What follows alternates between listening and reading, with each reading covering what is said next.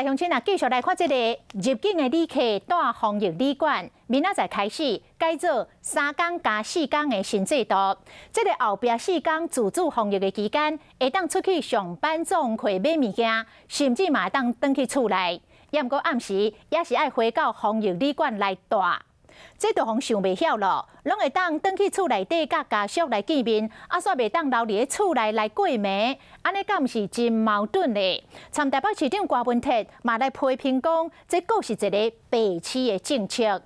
防疫旅馆的头家原来真担心，讲若放民众出去，恐惊会甲病毒带转来。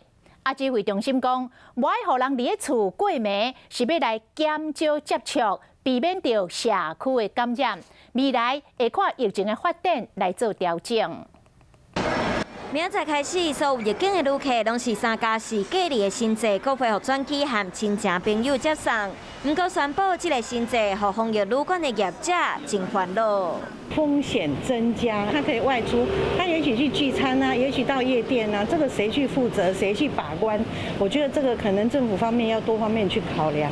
业者希望政府会使有较侪配套措施，另外新制4天自主防疫期间，只要2天内快筛阴性，就会当出门做工课、买物件，甚至回去厝内。不过袂当伫厝内过暝，民众感觉真奇怪。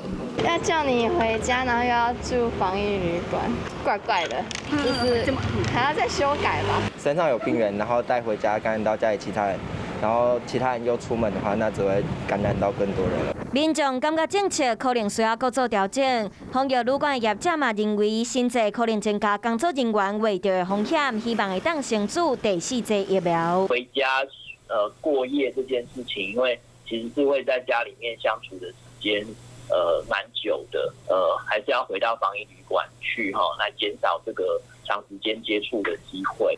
指挥中心强调，这是为着避免对国外转来民众和亲人长时间接触。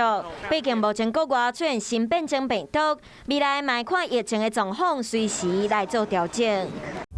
我是林依文，想要关注体育的朋友们，记得收看52动起来，然后还要订阅我们的 YouTube 频道，赶快按赞、订阅、开启小铃铛。